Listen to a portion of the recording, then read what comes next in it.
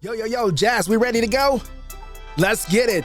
I want you to say it with me on the count of 3. 1, 2, 3. Life of Liz. Let's go. Don't let this moment pass you. Grab you a pen and a pad. Life is moving too fast. Slow down, live you a life of list. Don't let this moment pass you. Grab you a pen and a pad. Life is moving too fast. Slow down, live you a life of list. Yo, yo, yo. Yo, yo, yo, yo. Thank you so much for hitting that play button and chiming into another episode of Life of List. I really want that to catch on. You know, in the way that like you see somebody like that plays a popular character and they're like, run, Forrest. Like I'm sure Tom Hanks gets that all the time, right? Run, Forrest. I want people to look at me and they'd be like, Life of List. Like that would be really cool. That's a dream of mine. If you want to make my dreams come true and you see me out in the streets, go ahead and do that. You're really gonna make my day. I promise you will. Shout out to Possibilities. Shout out to Paradigm Shift. My guy Santiago. Jazz on the ones and twos here in spirit. I really appreciate you all chiming in. You know, I really want to shout out, when I say yo, yo, yo, it reminds me of, and I know I did this halfway through our journey. This is our last podcast that we'll record for a while. You've made it through hundreds of minutes with Derek Sire. In fact, if you have heard this podcast and you have not read the book, I hope that when you go back and read the book, that you hear my voice in your head. Like, I want you to hear all the inflections, all the really cool stuff. But one of the reasons I say yo, yo, yo is in homage to my guy, Martin Lawrence, who also had a radio show. And for all of you that know, I want you to say it with me on the count of 3. 1, 2, 3. What's up? What's up? What? So I tried to have me an intro like Martin Lawrence. So I'll say, yo, yo, yo, yo, yo, which is my intro. I want to dive in to episode 30 today. It's called Leftover Pizza. And this one, I actually cried. I'm a crier. You all know I talk about how sensitive I am on this podcast all the time. I cried right in this chapter because it was such a sensitive moment to me. You know I can't dive in without going back, so let me paint the picture for you. My daughter goes to a fine arts school here in Oklahoma City. And she is really active. And she's in choirs, and she does vocal music, and she does musical theater, and she's in plays, and when you are a major at this school, one of the things you have to do is take a dance class. And she had already been struggling because many of you know that my daughter had scoliosis, and currently now she has 2 titanium rods that go down the spine of her back. And for every other year, twice a year, for I want to say about 10 years, 10, 11 years, she had to go in and have surgery. And they would extend those rods and it would help her back straighten out and she would stand up. And so there's some things that are associated with having scoliosis and going through these procedures that are very sensitive to her. She's such a big girl. She's such a young lady. She's becoming a woman overnight. Like when I look at her, I see her mom and sometimes I'm like, oh, it's happening. But during this particular time, she had to take this dance class. Now, keep in mind, she's not a dancer. She loves to dance, but she could not participate fully in this dance class because of the movements that she had to do. They were requiring her to do. And so she had to do other things instead of those moves in order to get the grade in the class. And being a part of the class, regardless of whether you're doing the moves or not, you had to dress a certain way. You had to dress a certain way. And she is a very shapely young lady. And she would wear these clothes that are tight fitting. And so one of Daddy's rules was you don't come outside dressed a certain way.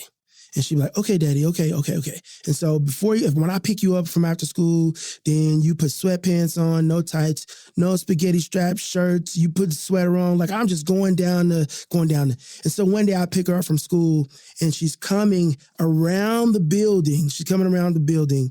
And all I can see is a spaghetti strap shirt and tights. And I could feel the anger just boiling up in my spirit, in my heart, in my soul. And she gets in the car and she's such a bubbly young lady. And she's like, "Hi, Daddy." And she has this very light, airy voice, and she got to dance that day. I'm getting emotional thinking about it. She got to dance that day, and she never gets to dance. And she's talking about the moves she could do, and they created new moves for her. And I'm really just trying to get to a point to where I could scold her. And I didn't pay attention to anything that she said. She stopped talking, and she said, "So what do you think?" And I said, "You have on tights. Don't you ever come out of the building." And I'm just go in, and I'm driving, and I'm not even looking at her. Like, I'm going hard in the paint. And I stop talking, and I look over, and tears are just streaming down her face. And I'm like, "What do you have to say for yourself?" And she's like, "A fire alarm went off, and they made everyone leave the building. And I came straight to the car. And I'm a mess. I'm a mess because somebody who I said that I love so much, I didn't give the benefit of the doubt. I didn't ask any questions. I didn't extend any compassion or empathy. I just leaned into her, and it completely ruined her day. The first day that she got to dance in class was ruined because of my ego and me being a lack of understanding and insensitive and unaware, and the inability to read a room and see how excited she was. And I think that happens often when we deal with people. We don't take a breath. We don't take a pause out of our righteous indignation, out of our desire to be right and scold people. We just don't pause, and we don't engage one another out of compassion or empathy or understanding. We don't provide any room for nuance. This is right and this is wrong, and you're doing it, and we engage with each other. We engage each other and interact with each other in this not insensitive, just shallow way. And I'm so glad that she granted me another opportunity to stop and start over and ask her about her day, because that could have been a pivotal point in our relationship. I'm sure it's something she still thinks about to this day.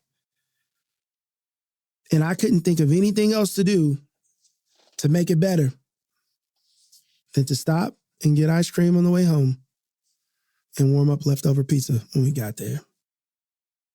That's the only thing. So over ice cream and leftover pizza, she told me about her day and how she was so excited to wear the clothes, because wearing the clothes means she got to do the dance, and she did the dance, and she didn't have to sit out while everybody else did the thing. Like, she was so excited. And what I've decided from that moment is that I would look with so much more compassion and empathy, with so much more nuance, through the lens of love, at the people, not only that I care about, but the people that I aim to say that I love and I care about, through that lens. Because when I look through that lens, I get to see so much more than what people wear and how they present themselves. Like, there's so much depth to the human experience. And I don't know that we provide space for that. So if you've been dealt with in that way, if you've had some people who didn't even know you just come at you a certain way, if you have people that engaged with you and treated you a certain way based on their own perspective and their own biases, if you've had someone that engaged you that way, that encountered you that way, that tried to connect with you in that way, and you have not found any reconciliation, it's not my job to facilitate that experience, not my job. But I do want to say that somebody sees you, and that somebody loves you. And then I hope that you have people in your life that will operate in that nuance and that will look past, not ignore what you present, but they will know that you're more than how you present. We can use our clothes and our hair and makeup, and those are all ways to accentuate and highlight. They can be used as objects of expression or modes of expressing, but who we are is in our core. And I hope that people see that about you, as well as who you are on the outside, but probably even more. You are bright. You are invaluable. Your human experience is worth taking up space here in the earth, that your words matter, that I don't want you to shrink. I want you to stand up and be bold. I want you to move and operate on what you believe in.